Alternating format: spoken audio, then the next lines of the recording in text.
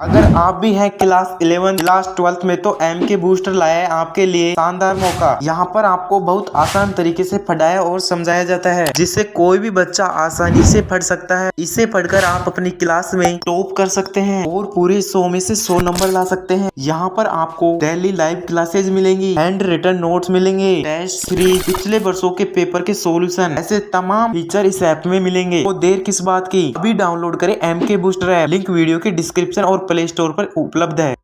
नमस्ते साथियों, आज की इस ऑनलाइन क्लास में हम चैप्टर नंबर 9 के अंदर उपसहसंयोजक यौगिकों से संबंधित VBT अर्थात संयोजकता बंध सिद्धांत के बारे में बात करने वाले हैं। तो हम स्टार्ट करते हैं आज की इस क्लास को।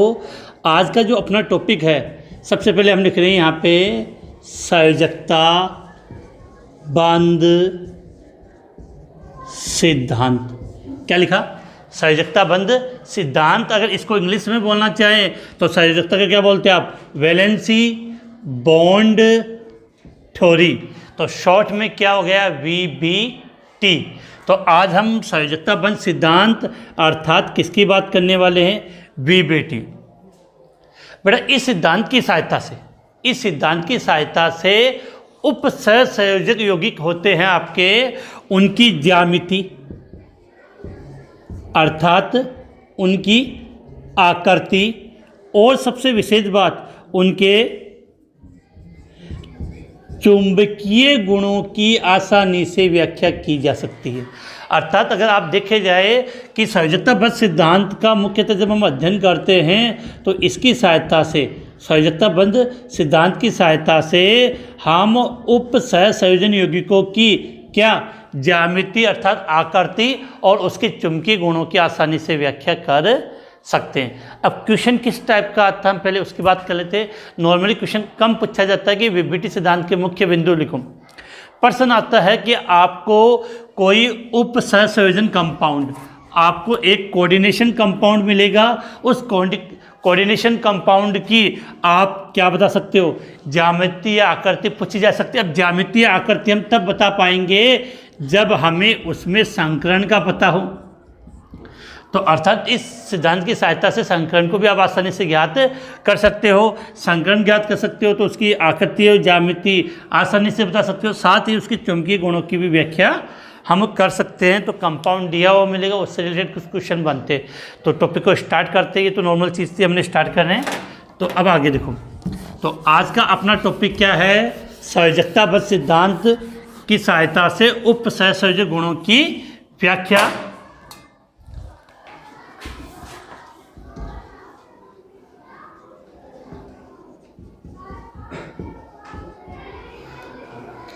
संयोजकता बंध सिद्धांत, शॉर्ट में हम क्या कह सकते हैं इसको? VBT, संयोजकता बंध सिद्धांत। तो इस सिद्धांत की हम बात करते हैं तो सबसे पहला पॉइंट तो ये होना चाहिए, इस सिद्धांत की सहायता से उपसहसंयोजन यौगिकों की ज्यामिति अर्थात आकृति और चुंबकीय गुणों की व्याख्या आसानी से की जा सकती है। तो लिख सकते हैं कि इस सिद्धांत की सहायता से, इस सिद्धांत की सहायता से उपसहसंयोजन यौगिकों की ज्यामितीय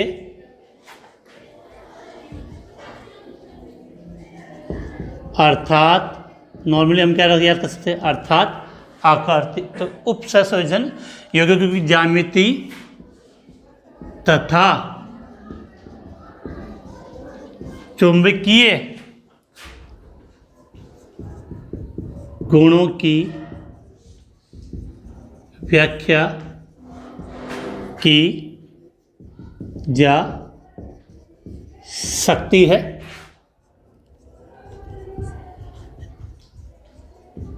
इस सिद्धांत के मुख्य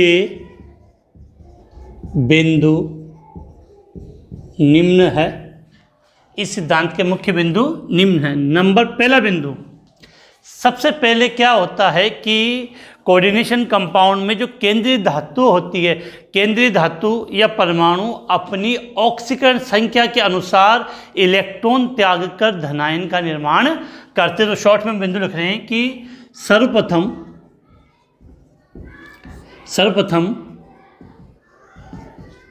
केंद्रीय धातु अपनी ऑक्सीकरण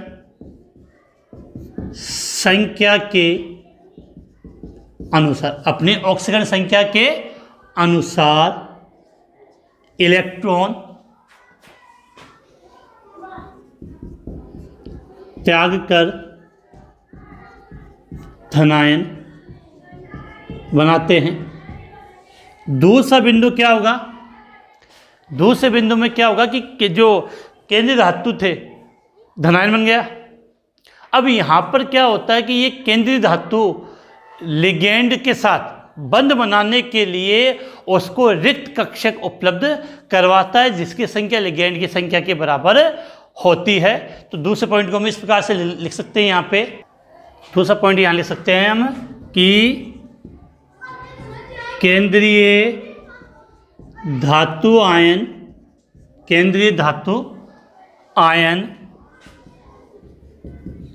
लिगेंड के साथ बंध बनाने के लिए रिक्त कक्षक, रिक्त का मतलब खाली, कि केंद्रीय धातु आयन लिगेंड के साथ बंध बनाने के लिए रिक्त कक्षक उपलब्ध वाता है, जो उनकी समन्वय संख्या तथा संकरण पर निर्भर करती है। मतलब सीधी सी बात है कि जितने लिगेंड होंगे उतने रिक्त कक्षक उपलब्ध करवाए जाएंगे।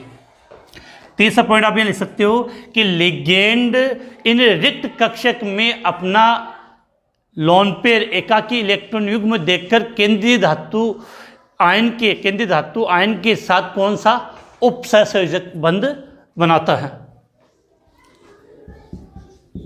लिगेंड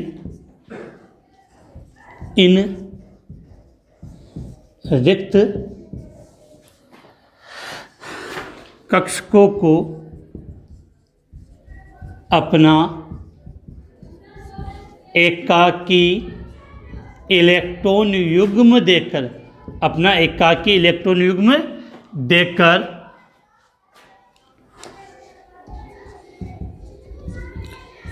केंद्रीय धातु आयन के साथ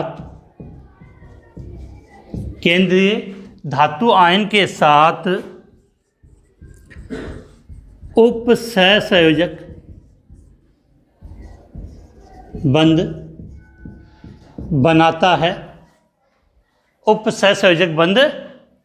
है।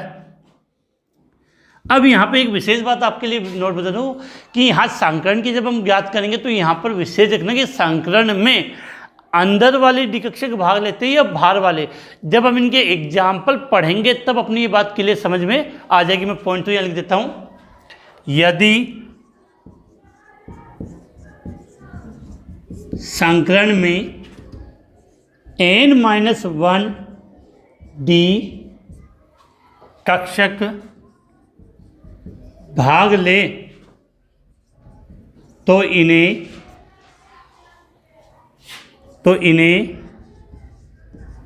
आंतरिक कक्षक संकुल निम्न चक्रण संकुल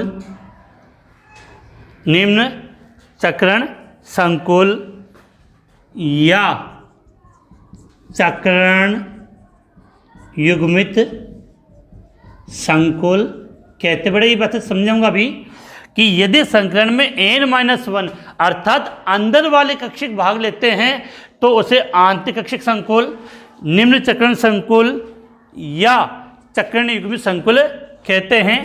लेकिन चक्रण में ND कक्षक, यदि चक्रण में ND कक्षक भाग ले तो इन्हें बाह्य कक्षक संकुल या उच्च चक्रण संकुल या चक्रण मुक्त संकुल कहते हैं। चक्रण मुक्त संकुल कहते हैं। अभी कुछ बिंदु हम और लिखेंगे, एक बार आप इसका स्क्रीनशॉट ले लें। चलिए पहले मैं समझा देता हूँ। सबसे पहले आपके माइंड में एक बात क्लियर होनी चाहिए, हमने जो चैप्टर स्टार्ट किया था वो चैप्टर नंबर 9 है और चैप्टर नंबर 9 में हम उप सहसंयोजन यौगिकों की बात करते हैं। तो यहाँ पर आपका ये जो संयोजकता बंध सिद्धांत है उसका लेन देन किससे है? उप सहसंयोजन यौगिकों से। और ये सिद्धांत संयोजकता बंध सिद्धांत उप सहसंयोजन यौगिकों की क्या बताता है? ज्यामिति अर्थात आकृति और उसके चुंबकीय गुण की आसानी से व्याख्या कर देता है। अब इस सिद्धांत के मुख्य बिंदु क्या थे?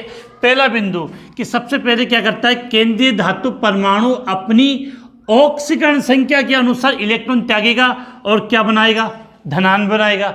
उसके बाद इसके बाद जब लिगेंड इसके पास आएगा, लिगेंड इसके पास बंध बनाने के लिए आएगा तो ये उसको क्या उपलब्ध करवाएगा? रिक्त कक्षक उपलब्ध करवाएगा, जिसकी संख्या लिगेंडों की संख्या अर्थात समन्वय संख्या या संकरण के बराबर होती है। जिस लिगेंड क्या करेगा? इन रिक्त कक्षकों में अपना क्या दे देगा? एकाकी इलेक्ट्रॉन युग्म, जिससे कौन से बंध का निर्माण हो जाएगा? उपसहसंयोजक बंध का निर्माण हो जाएगा। अब यहां से समझना है, यदि संकरण में n-1d कक्षक भाग लें तो उस संकरण को हम बोलते हैं आंतरिक कक्षक संकुल। अंदर वाला भाग ले रहा है तो आंतरिक कक्षक संकुल या निम्न चक्रण संकुल या चक्रण युग्मित संकुल कहा जाता है। लेकिन यदि गलत दिया बेटा यहाँ पे, यदि संकरण में ND मतलब भार वाले कक्षक भाग लें तो उसको हम क्या कहेंगे? बाह्य कक्षक संकुल, उच्च चक्रण संकुल या चक्रण मुक्त संकुल कहते हैं। अब इसके बारे में थोड़ा सा डिटेल से और बात करेंगे कि संकरण ये क्या है। उसके बाद ये चीज़ जो मैंने यहाँ लिखी है कब समझ में आएगी? जब हम इनके 2-3 एग्जाम्पल लेंगे तब तो वहाँ से आपको बिल्कुल क्लियर कि अंदर वाला डी कक्षक भाग ले रहा है या बाहर वाला डी कक्षक भाग ले रहा है। आप इसका स्क्रीनशॉट लें, फिर उसके बाद हम आगे बात करते हैं।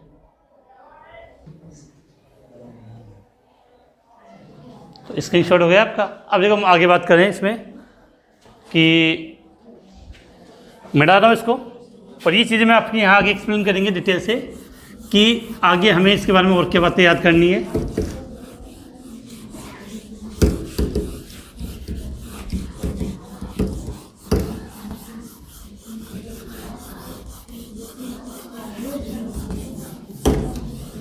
अब देखो यहाँ समझते हैं कि यहाँ से आप एक आइडिया लगाए अपना कि बात करें। मैंने एक चीज़ कही थी कि n-1d कक्षक, क्या लिखा है? n-1d कक्षक। तो n-1d कक्षक और एक हो गया nd कक्षक।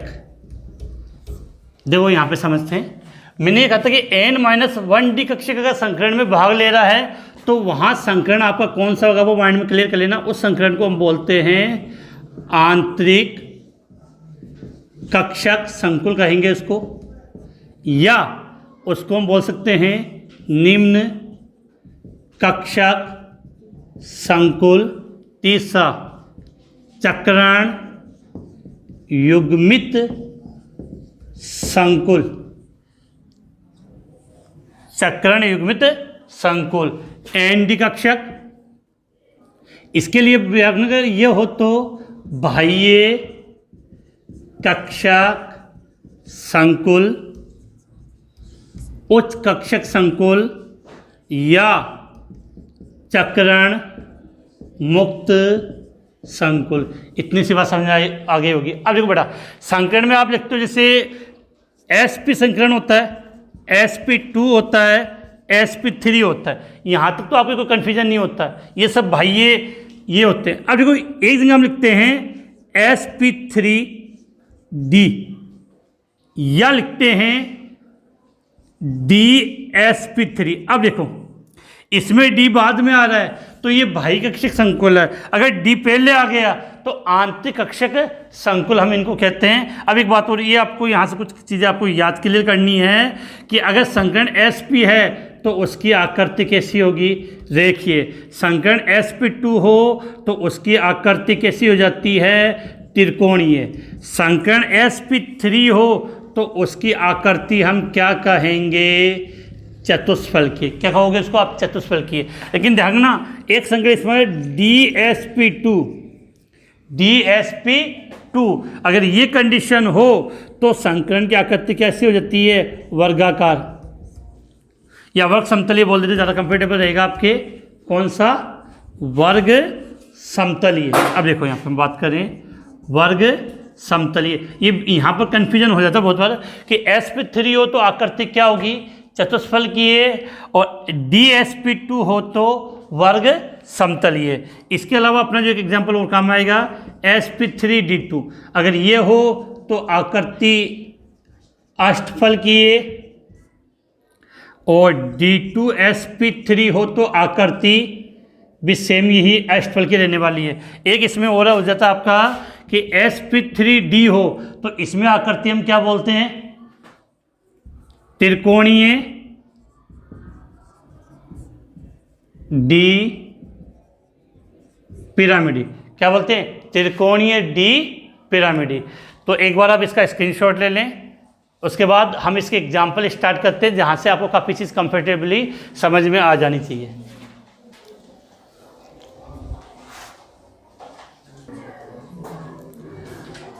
अब हम एक एग्जाम्पल ले लेते हैं इसका।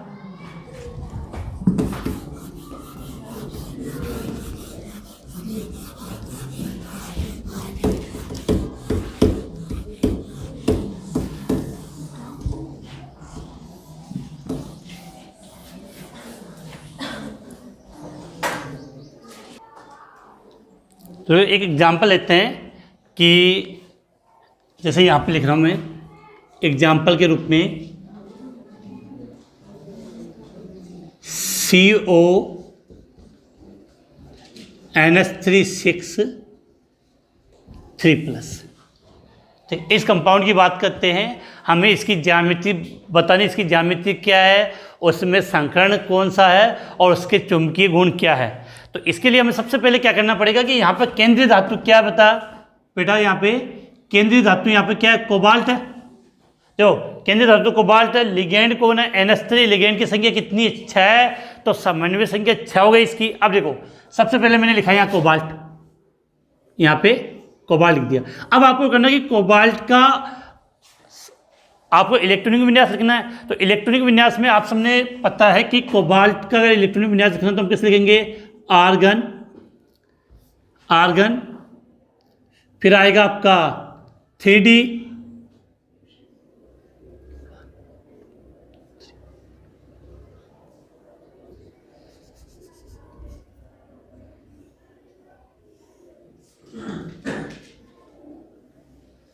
थ्री डी, 4S, 4P, ये लिख दिया मैंने, 3D, 4S, 4P कर दिया। अब देखो कोबाल्ट का परमाणु क्रमांक कितना होता है, 27। तो आर घनत्व कितने हुए 18। और आपने ये इलेक्ट्रॉनिक विन्यास तो बिल्कुल सीखे होंगे कि 3D से पहले 3D में इलेक्ट्रॉन भरने से पहले हम किस में भरते हैं, 4s में भरे जाते हैं। तो देखो कोबाल्ट तक हो गए 7, कोबाल्ट का इलेक्ट्रॉनिक विन्यास तो आर घनत्व हो गए 18 2, इस पेन से बदलते समझ में आइएगा, 18 2 20 21 22 23 24 25 26 27, ऐसा इसका इलेक्ट्रॉनिक विन्यास है। अब हमने पहला पॉइंट क्या पढ़ा था कि जो केंद्रीय धातु होती है वो अपनी ऑक्सीकरण संख्या के आधार पे इलेक्ट्रॉन त्याग के धनायन बनाती है। अब यहाँ पर इस कोबाल्ट का हमें क्या निकालना है, ऑक्सीकरणांक। तो देखो यहाँ पे CONH3 6, ऊपर आ गया 3+, जिसका ऑक्सीकरणांक ज्ञात करना होता है उसको हम क्या मानते हैं, X। कितने लिगेंड है 6, NH3 पे आवेश होता है 0, और इस कंपाउंड पे कुल टोटल आवेश कितना है, +3। तो 0 को 6 से गुना करेंगे तो 0 आएगा, तो X बराबर क्या आ गया, +3। तो कोबाल्ट का यहाँ पर ऑक्सीकरण अंक क्या है, 3 है। अर्थात कोबाल्ट कितने इलेक्ट्रॉन का त्याग करेगा, 3 इलेक्ट्रॉन को बाहर निकाल देगा। तो 3 इलेक्ट्रॉन को कोबाल्ट बाहर निकालेगा तो क्या बन जाएगा आपका CO3 + Ar। क्लियर है। अब देखो यहाँ पे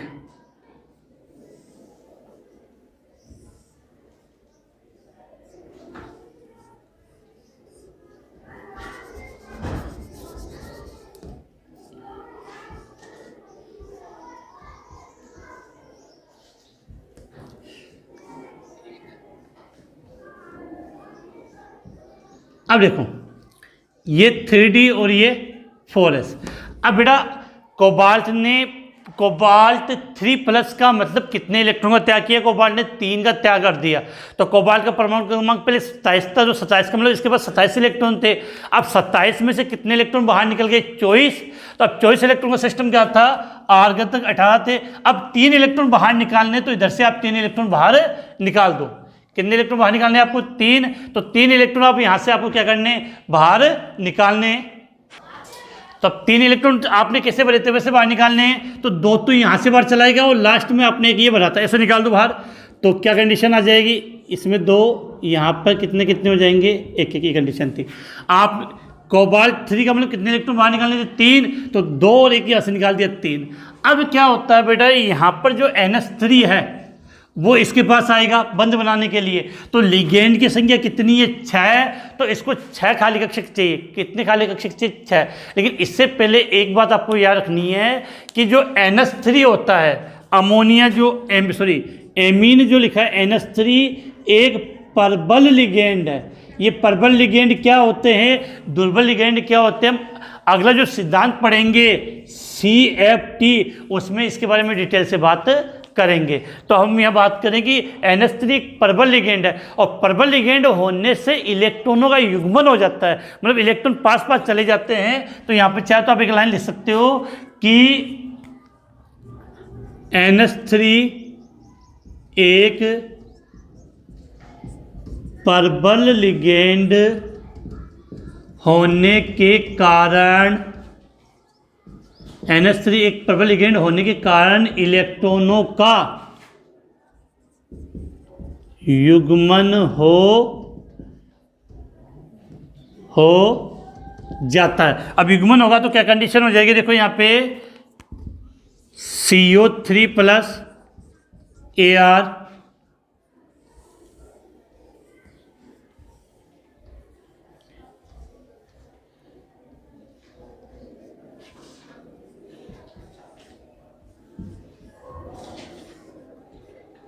अब देखो युग्मन होने का मतलब ये इलेक्ट्रॉन यहाँ चला जाएगा और ये इलेक्ट्रॉन यहाँ, ये तभी जाएगा जब लिगेंड क्या है, प्रबल है। इलेक्ट्रॉन को युग्मन तभी पॉसिबल है।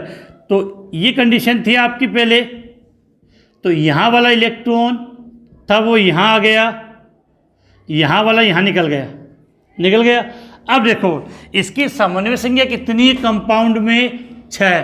तो इसका मतलब हमें 6 रिक्त कक्षक की आवश्यकता होगी। तो यहाँ से आप रिक्त कक्षक लेना स्टार्ट करो तो 2 कक्षक तो आपके यहाँ से आ जाएंगे, 1 यहाँ से आ जाएगा और 3 यहाँ से चल जाएंगे। तो कुल कक्षक कितने हो गए, 6।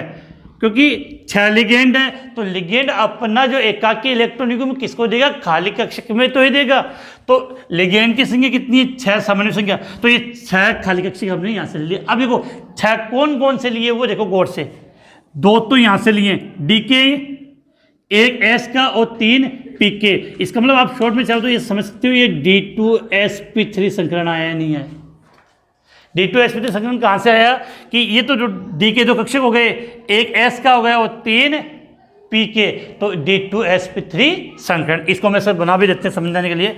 अब जैसे कंपाउंड बनाना है तो क्या हुआ, CONS3 6 3+। तो इस कंडीशन में क्या होगा कुछ समझ जाओ कि कोबाल्ट है तो इसको हम इस प्रकार से रिप्रेजेंट करेंगे, ये इन 3 को अलग से कर दो और ये 6 एक साथ जोड़ दो आप चाहो तो।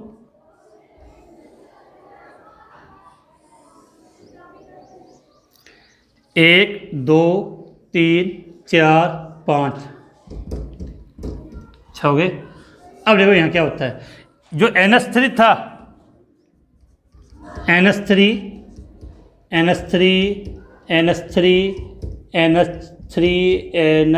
और NS3, इनके पास लोन पेयर था तो इन्होंने अपना जो लोन पेयर है वो कहाँ दे दिया, इन खाली कक्षक के अंदर। और ये कौन सा बंध बन गया आपका, उपसंयोजक बंध। अब देखो कुल कितने कक्षक भाग लिए और इसको आप चाहो तो इस प्रकार से पूरा रिप्रेजेंट कर सकते हो। और यहाँ पर आपका जो संकरण है वो कौन सा हो गया, D2sp3 और इनके अंदर ये इलेक्ट्रॉन रहेंगे। अब देखो बेटा इस सिद्धांत से हमें समझना क्या है, ज्यामितीय आकृति वो कैसे बताएंगे वो देखो, इसकी वैसे कोई आवश्यकता नहीं है, तो समझने के लिए था ये बना दिया। अब सबसे पहले देखो कि क्वेश्चन क्या आता है वो एग्जाम में पकड़ते हैं कि सबसे पहले हम बात करें संकरण। एग्जाम में क्वेश्चन आ गया कि CONS3 6 3+ में कौन सा संकरण है, तो आपने संकरण निकाल लिया, कौन सा है, D2sp3। अब देखो संकरण अगर D2sp3 है तो हमें पता चल गया कि इसकी आकृति ज्यामिति क्या हो गई बेटा, इसकी आकृति या ज्यामिति क्या हो गई, अष्टफल की है। अब देखो बेटा विशेष बात हम करते हैं इसकी अष्टफल की आकृति है, तो आकृति अष्टफल की कैसे बनाओगे आप, कोबाल्ट 1 2 3 4 5 6 NS3 और ये आपने अष्टफल की आकृति, तो इसकी आपने यहाँ क्या बना दी, इसकी संरचना क्या बना दिया, संरचना, और पूरे पे कितना है, +3। ठीक है। अब चुंबकीय गुण की बात करें तो चुंबकीय गुण में आपको पता होगा कि कभी भी यदि 2 इलेक्ट्रॉन साथ में हो जाते हैं, एक ही कक्षा के अंदर 2 इलेक्ट्रॉन साथ में होते हैं तो उसमें चुंबकीय गुण में क्या हो जाता है, वो तो हो जाता है अचुंबकीय। अचुंबकीय। लेकिन अगर किसी भी कक्षक में अकेला इलेक्ट्रॉन होता है, अर्थात देखो इसको तो हम बोलते हैं ये दोनों इलेक्ट्रॉन एक साथ है, तो ये कंडीशन तो क्या हो गई, युग्मित इलेक्ट्रॉन। जब भी इलेक्ट्रॉन युग्मित होंगे तो उसकी चुंबकीय प्रकृति क्या होती है, अचुंबकीय होती है। क्या होती है, चुंबकीय। लेकिन यदि उसके पास क्या हो, अकेला इलेक्ट्रॉन हो, तो उसको बोलते हैं अयुग्मित इलेक्ट्रॉन। और अयुग्मित इलेक्ट्रॉन होगा तो उसकी चुंबकीय प्रकृति कैसी होती है, अनुचुंबकीय। कैसी होगी, अनुचुंबकीय। अब देख लो इन सब में 2-2 इलेक्ट्रॉन है, अर्थात इस कंपाउंड की चुंबकीय प्रकृति कैसी होगी, कैसी होगी, अचुंबकीय। तो CONS3 6 कैसा होगा, अचुंबकीय होगा। एक चीज और, अगर सब के सब इलेक्ट्रॉन अयुग्मित है तो वो क्या होता है, रंगहीन होता है। अगर एक भी अयुग्मित इलेक्ट्रॉन है तो वो कंपाउंड क्या होगा, रंगीन होगा। क्या होगा, रंगीन होगा। तो देखो इनमें ये सब के सब इलेक्ट्रॉन लास्ट में क्या है, युग्मित है, अर्थात CONS3 अनुचुंबकीय होता है और रंगहीन होता है। अनुचुंबकीय होता है और रंगहीन होता है। तो इसको आप एक इतना सा एक बार स्क्रीनशॉट ले लें, क्योंकि ये चीज़ें काफ़ी काम की है आपकी। इतना सा, फिर बाकी के लिए हम पूरी संख्या देंगे आपको।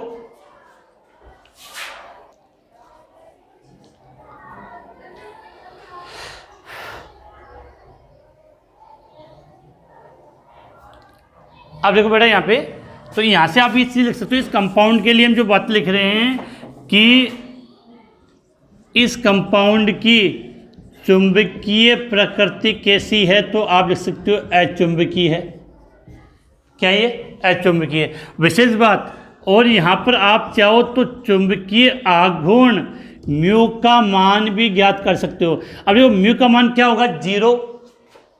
म्यू का मान क्या होगा, 0, क्योंकि चुंबकीय आघूर्ण ज्ञात करने का फॉर्मूला क्या था, म्यू बराबर √n+2 होता है। और n का मतलब क्या होता है, अयुग्मित इलेक्ट्रॉन। तो यहाँ पर अयुग्मित इलेक्ट्रॉन मतलब n का मान कितना है, 0, तो पूरे का मान क्या हो गया, 0 चुंबकीय आघूर्ण।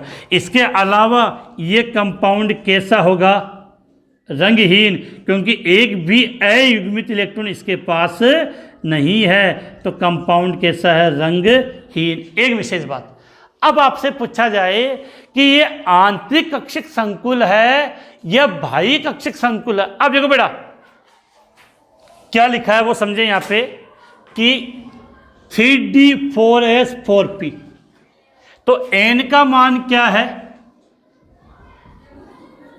4 है। बाहर वाला कोष कौन सा है, 4 है। अब संकरण में कौन सा डिकक्षक भाग लिया है, 3D, D के 2 आए, अर्थात संकरण में n-1D अर्थात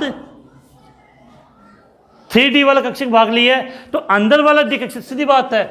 आप बता 4S4P 4D बाहर आता, तो अगर बाहर वाला डी कक्षक भाग लेता तो बाह्य कक्षक संकुल होता, लेकिन अंदर वाला डी कक्षक भाग ले रहा है, अंदर वाला डी कक्षक भाग ले रहा है। तो ये बात मैं आपको यहाँ लिख रहा हूँ। तो इसकी प्रकृति कैसी हो जाएगी, ये आंतरिक कक्षक संकुल हो गया, आंतरिक कक्षक संकुल हो गया। इस आंतरिक कक्षक संकुल को हम निम्न कक्षक संकुल भी कह सकते हैं। अब एक विशेष है, एक आता चक्रण युक्त और एक चक्रण मुक्त।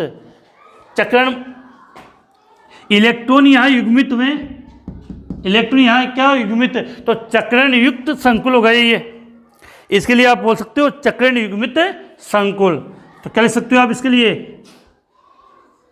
चक्रण युग्मित संकुल।